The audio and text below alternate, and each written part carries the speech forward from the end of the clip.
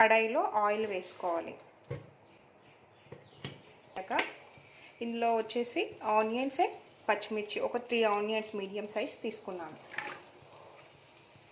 ఇది కొంచెం అయ్యాక ఇందులో మనం చికెన్ యాడ్ చేసుకోవాలి.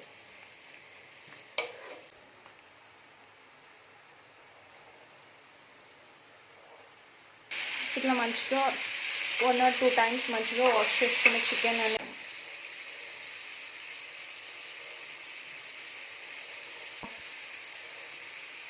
2.5 స్పూన్స్ యాడ్ చేసుకుంటున్నాను.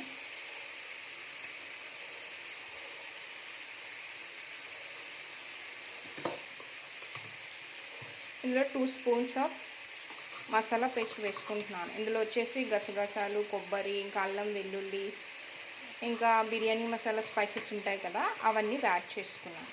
యాడ్ చేసి ఇలా బాగా మిక్స్ చేసుకొని ఒక 5 మినిట్స్ మూత పెట్టి కొంచెం మసాలా పట్టాక ఇందులో కొంచెం టొమాటో అండ్ ఇప్పుడు ఒకసారి మూత తెచ్చి చూద్దాం. చూడండి ఆయిల్ పైకి తేలుతూ ఎంత బాగా వచ్చిందో. ఇప్పుడు ఇదే కన్సిస్టెన్సీలో ఉన్నప్పుడు 1-2 స్పూన్స్ ఇది కూడా ఒకసారి కలుపుకోవాలి.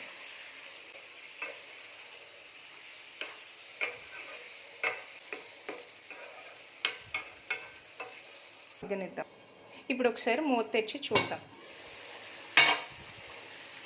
ఇలా కుక్ అవుతున్న టైంలో మనం 2 మీడియం సైజ్ టొమాటోస్ కట్ చేసుకొని వేసుకోవాలి. కొంచెం గ్రేవీ కన్సిస్టెన్సీ అనేది బాగుంటుంది.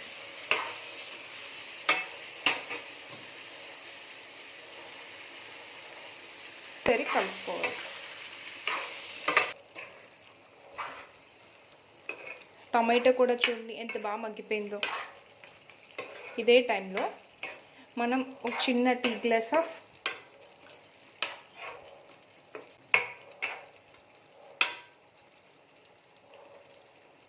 కోకోనట్ మిల్క్ యాడ్ చేసుకోవాలి. ఇదిగోండి మిల్క్ యాడ్ చేసుకొని ఒకసారి బాగా కలుపుకొని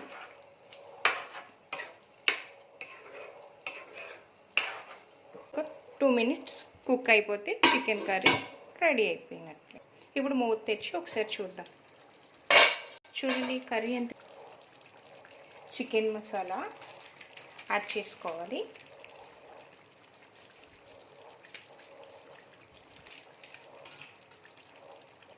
కొంచెం చాప్ చేసిన కొరియాండర్ లీవ్స్ యాడ్ చేసుకోవాలి.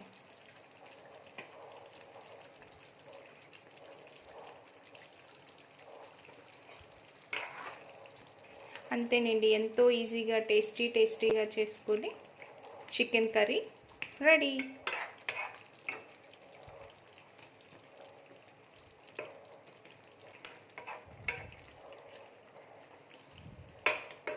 స్టవ్ ఆఫ్ చేసుకొని సర్వ్ చేసుకుంటే